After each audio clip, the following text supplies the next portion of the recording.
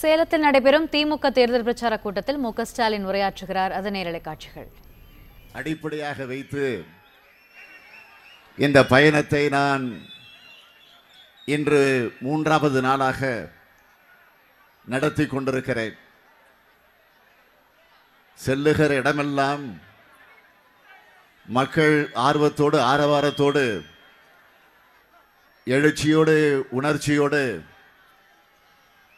ஒன்றை ஒன்று மிஞ்சக்கூடிய அளவிற்கு போட்டி போட்டுக்கொண்டு மக்கள் திரளக்கூடிய அந்த ஆர்வத்தை ஆரவாரத்தை பார்க்கிற நேரத்தில் நிச்சயமா உறுதியா வருகிற நாடாளுமன்ற தேர்தலில் புதுவை உள்ளிட்ட 40 தொகுதிகளில் நம்முடைய அணிதான் வெற்றி பெறப் போகிறது என்பதை தெளிவாக எடுத்து சொல்லிக் கொண்டிருக்கிறது.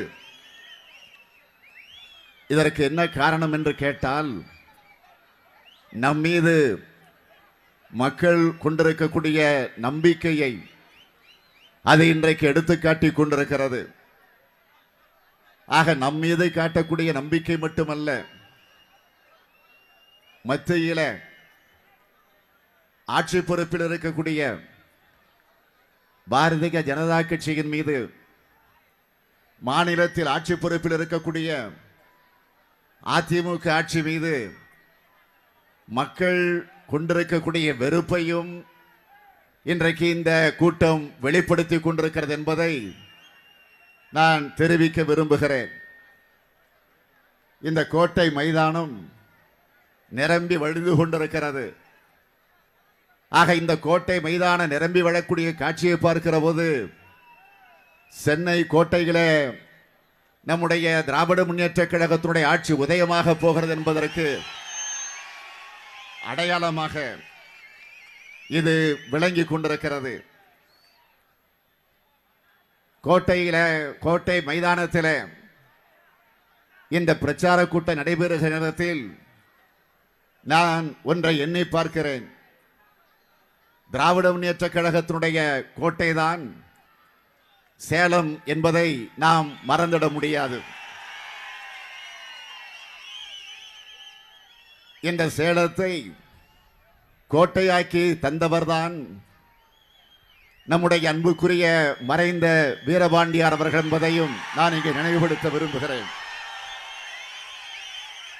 சேலத்தை கோட்டையாக்கி விட்டு நம்மிடத்தில் ஒப்படைத்து விட்டு போயிருக்கிறார்.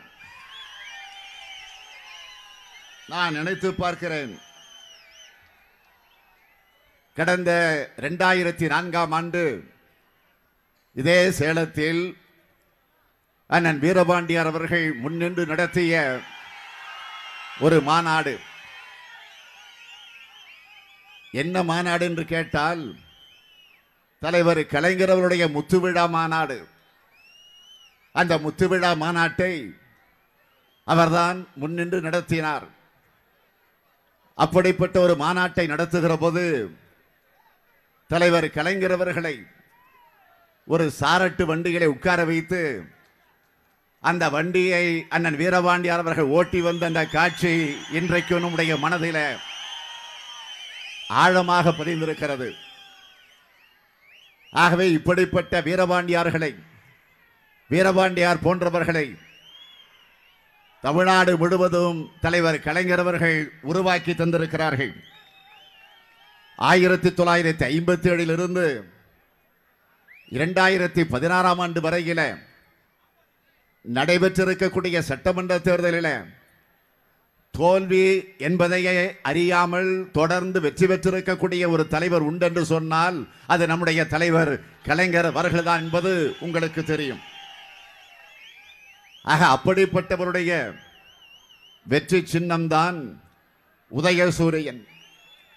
அந்த வெற்றி சின்னம் உதயசூரியனத்திலே நிற்கக்கூடியவர் தான் இதோ உங்களிடத்திலே வேட்பாளராக நிற்கிறார் எஸ்.ஆர். பார்த்திபன் அவர்கள். உதயசூரியன் சின்னத்தில் யார் போட்டியிட்டாலும் தமிழகத்தை ஒரு முறை அல்ல 5 முறை ஆண்டு இந்த தமிழகத்திற்காக பணியாற்றி இருக்கக்கூடிய தலைவர் கலைஞர் அவர்களே போட்டியிடுகிறார் என்றுதான் அர்த்தம் என்பதை நீங்கள் மனதிலே பதிய வைத்துக் கொள்ள வேண்டும்.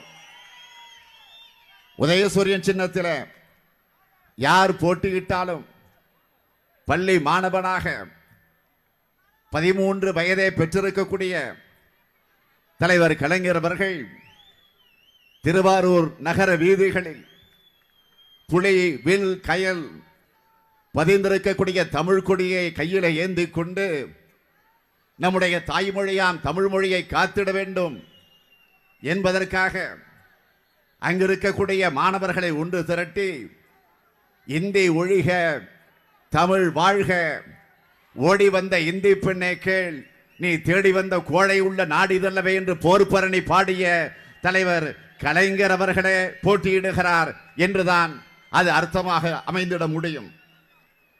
எஸ்ஆர் பார்த்திபனை நீங்கள் வெற்றி பெற வைக்கிறீர்கள் என்று சொன்னால் உதயசூரியனை உருவாக்கி தந்த அறிஞர் அண்ணா வெற்றி பெறுகிறார் என்று பொருள்.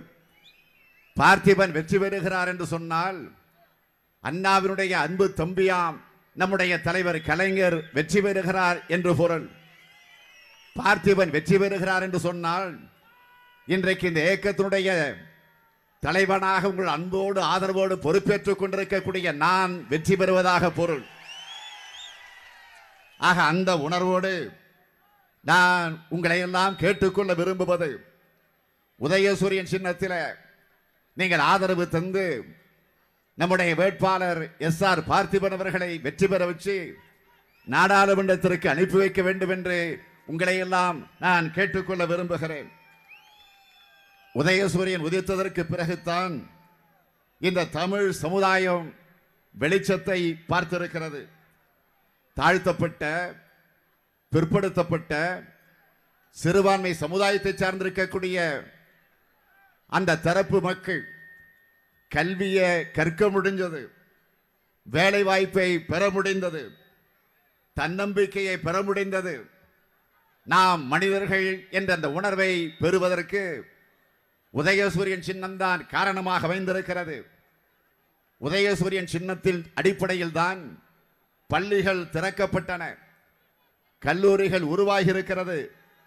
நம்முடைய பிள்ளைகள் பொறியாளர்களாக, இன்ஜினியர்களாக, மருத்துவர்களாக, வழக்கறிஞர்களாக இன்றைக்கு உருவாகி இருக்கிறார் என்று சொன்னால் அதற்கு காரணம் நம்முடைய உதயசூரியன் சின்னம்தான். உயர்கல்வி பெற்றவர்கள் உன்னதமான இடத்திற்கு இன்றைக்கு வந்திருக்கிறார்கள் என்று சொன்னால் நம்முடைய உதயசூரியன் சின்னம்தான் அதற்கு காரணமாக இருந்திருக்கிறது. அது மட்டுமல்ல, இதோ பக்கத்தில் இருக்கக்கூடிய சையத் அபி தெரு, அந்த தெருவிலே தான் தலைவர் கலைஞர் அவர்கள் 1.5 ஆண்டு காலம் குடியிருந்திருக்கிறார்கள் என்பதையும் நான் இங்கே நினைவு கூற விரும்புகிறேன். ஆகவே இன்றைக்கு இந்த சமுதாயம் இந்த அளவுக்கு ஓங்கி வளர்ந்து கம்பீரமாக நிற்பதற்கு காரணமாக இருந்தது நம்முடைய திராவிட இயக்கம். அந்த திராவிட இயக்கத்திற்கு அடித்தளம் அமைத்தது இந்த சேலம் தான் என்பதை நான் இங்கே பெருமையோடு குறிப்பிட விரும்புகிறேன். சுயமரியாதை இயக்கத்தையும் நீதி கட்சியும் இணைத்து திராவிடர் கழகம் என்ற பெயர் மாற்றம் 1944ஆம் ஆண்டு நடந்திருக்கிறது.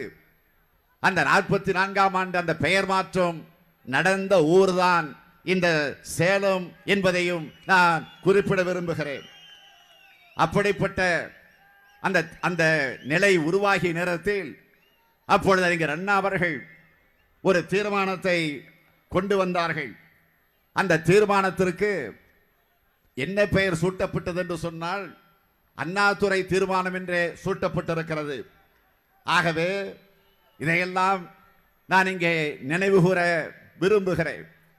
அது மட்டுமல்ல, எப்படி 1.5 ஆண்டு காலம் இதே கோட்டைக்கு பக்கத்தில் இருக்கக்கூடிய சையத் அபி தெருவில கலைஞர் குடியிருந்தார் என்று நான் சொன்னேனே. ஆக எந்த நிலையில் அவர் குடியிருந்தார் என்று சொன்னால் தலைவர் கலைஞருடைய வாழ்க்கையிலும் இந்த சேலம் மறக்க முடியாத ஊர் என்பதை நீங்கள் அறிவீர்கள். திரைப்படத்திற்கு வசனகர்த்தாவாக அவர் வருகிற நேரத்தில், அந்த பணியை நிறைவேற்ற வருகிற நேரத்தில் இதே சேலம் மாடர்ன் திட்டத்தில் தலைவர் கலைஞர் அவர்கள் அங்கே பணியாற்றி இருக்கிறார்கள். ஆக தலைவர் கலைஞர் அவர்களை கதாசிரியராக உருவாக்கிய பெருமை இந்த சேலத்திற்கு உண்டு என்பதை நான் இங்கே பதிவு செய்கிறேன். அப்படிப்பட்ட சேலத்திற்குத்தான் நான் வந்திருக்கிறேன். அந்த சேலத்தில் இருக்கக்கூடிய வேட்பாளருக்கு, பார்த்திபனுக்கு, உதயசூரியனுக்கு ஓட்டு கேட்க வந்திருக்கிறேன். பணிவோடு கேட்க விரும்புகிறேன், விரும்பி வேண்டி கேட்கிறேன், உரிமையோடு கேட்கிறேன். உங்களில் ஒருவனாக இந்த மேடையில் நின்று கேட்கிறேன். இன்னும் பெருமையோடு சொல்ல வேண்டும் என்று சொன்னால், தலைவர் கலைஞருடைய மகனாக நின்று உங்களுடைய இருகரம் குப்பி நான் கேட்டுக்கொள்ள கடமைப்பட்டிருக்கிறேன். திமுக கழகம் எப்பொழுதெல்லாம் ஆட்சி பொறுப்பில் இருந்திருக்கிறதோ, அறிஞர் அண்ணா தலைமையில் ஆட்சி இருந்த நேரத்திலும் சரி, அதற்கு பிறகு அவர் வழி நின்று பணியாற்றிய தலைவர் கலைஞர் அவர்கள் ஆட்சி பொறுப்பை தலைமையேற்று வழிநடத்திய நேரத்திலும் சரி, சாமானிய மக்களுக்காக எத்தனையோ திட்டங்கள் உருவாக்கி தரப்பட்டிருக்கிறது.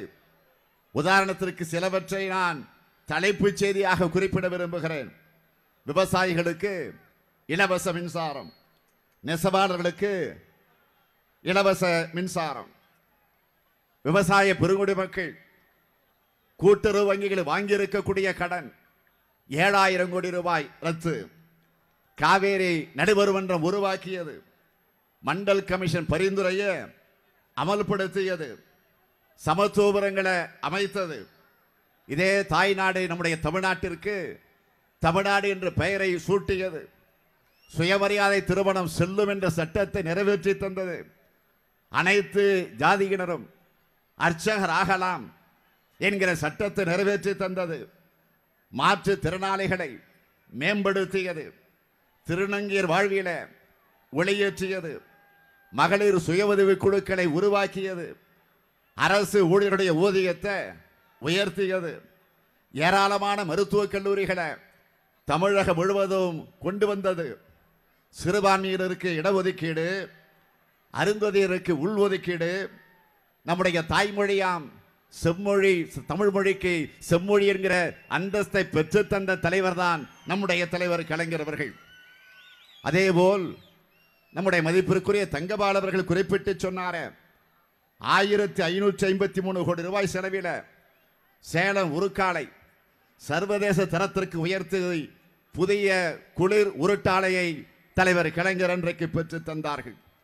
அதேபோல சேலத்தில் புதிய ரயில்வே மண்டலம் 120 கோடி ரூபாய் மதிப்பீட்டில் சேலம் அரசினர் மோகன் குமாரமங்கல மருத்துவக் கல்லூரியை சூப்பர் ஸ்பெஷாலிட்டி மருத்துவக் கல்லூரியாக மாற்றி தந்தது. சென்னை மாநகரில் மெட்ரோ ரயில் திட்டம், கிருஷ்ணகிரி தருமபுரி மாவட்ட மக்கள் பயன்படக்கூடிய வகையில் ஒகேனக்கல் கூட்டு குடிநீர் திட்டம், இப்படி பல திட்டங்களை நாம் ஆட்சி பொறுப்பில் இருந்த நேரத்தில் நிறைவேற்றி தந்திருக்கிறோம். ஆனால் இன்றைக்கு ஆட்சியில் இருக்கக்கூடிய அதிமுக இதுபோல திட்டங்களை நிறைவேற்றி இருக்கிறோம் என்று அவர்களால் ஒன்றையாவது சொல்லக்கூடிய தகுதிய அந்த திராணிய அவர்கள் பெற்றிருக்கிறார்களா? சொல்லலாம். என்ன சொல்லலாம் என்று கேட்டால், அவர்கள் சொல்லக்கூடிய சாதனைகள் வேதனைகளாக இருக்கும். என்னென்ன வேதனைகள் என்று கேட்டால், கொடநாட்டில் கொள்ளை, கொடநாட்டில் கொலை, குட்காவில் மாமூல், அதில் அமைச்சரும் சம்பந்தம் உண்டு, டிஜிபியும் அதில் உடன்பாடு உண்டு. இப்படி பல விவகாரங்கள்.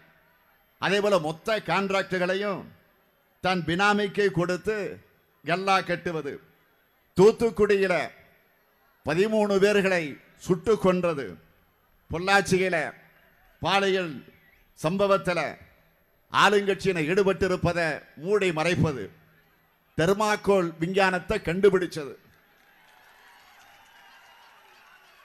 கம்பராமாயணத்தை சேக்கிழார் எழுதியது, இது போன்ற சாதனைகள் தான். ஒரே நாளில் 1.5 லட்சம் அரசு ஊழியர்களை டிஸ்மிஸ் செஞ்சது, ஐஏஎஸ் அதிகாரி முகத்தில் திராவகத்தை வீசியது, கவர்னர் மீது பாலியல் அவதூறு, முதல்வர் மீது கொலை குற்றச்சாட்டு. என்னென்ன கொலை குற்றச்சாட்டு? கொடநாடு. கொடநாடு என்பது என்ன? மறைந்த அம்மையார் முதலமைச்சர் அம்மையார் ஜெயலலிதா அவர்கள் முதலமைச்சராக இருந்த நேரத்தில் மட்டுமல்ல, அவர் எப்பொழுதுமே ஒரு 15 நாளைக்கு ஒரு முறை ஓய்வெடுக்க உதகைக்கு செல்வது உண்டு. ஊட்டிக்கு. அங்கு கொடநாடு பங்களா, ஒரு ஆடம்பரமான மாளிகை, அங்கே ஓய்வெடுக்க செல்வது உண்டு. ஆக அந்த மாளிகையில் அவர் மறைந்ததற்கு பிறகு கொலை சம்பவம் நடந்திருக்கு. 1 2 4 கொலை. ஆக அதற்கு தொடர்ந்து 5 கொலை. ஆக 5 கொலைகள் அந்த கொடநாடு பங்களாவை ஒட்டி நடந்திருக்கிறது என்று சொன்னால் அதற்கு காரணமானவர்கள் யார்? இந்த விவகாரத்தை திமுக கழகத்தின் சார்பிலோ அல்லது காங்கிரஸ் கட்சியின் சார்பிலோ கூட்டணியில் இடம்பெற்றிருக்கக்கூடிய நம்முடைய தலைவர்கள் சார்பிலோ அது முதலில் வெளிக்கொண்டு வரப்படலை.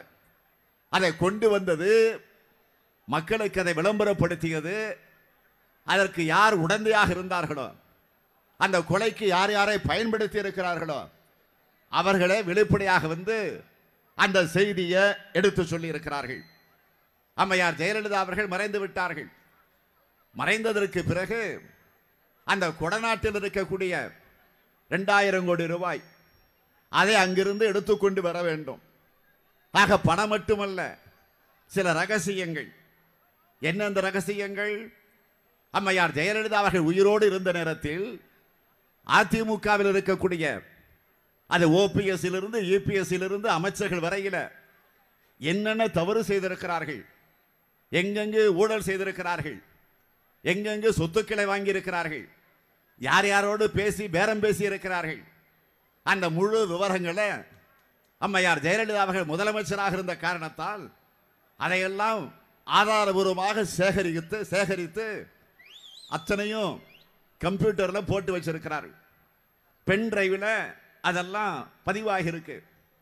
அதெல்லாம் பத்திரமாக அந்த வீட்டில் அம்மையார் ஜெயலலிதா அவர்கள் பாதுகாத்து வைத்திருக்கிறார்கள்.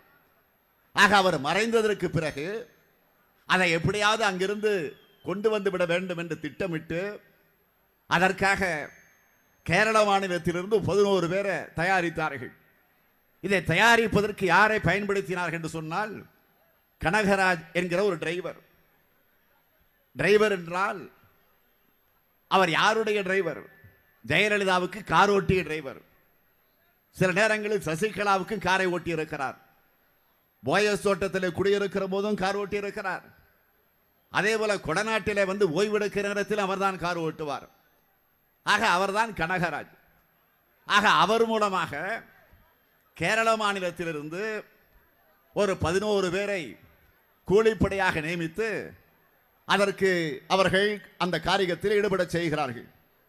அப்படி அவர்கள் ஈடுபடுகிற போது அந்த பங்களாவிற்குள்ளே நுழைகிற நேரத்தில் அவர்கள் தடுக்கப்படுகிறார்கள்.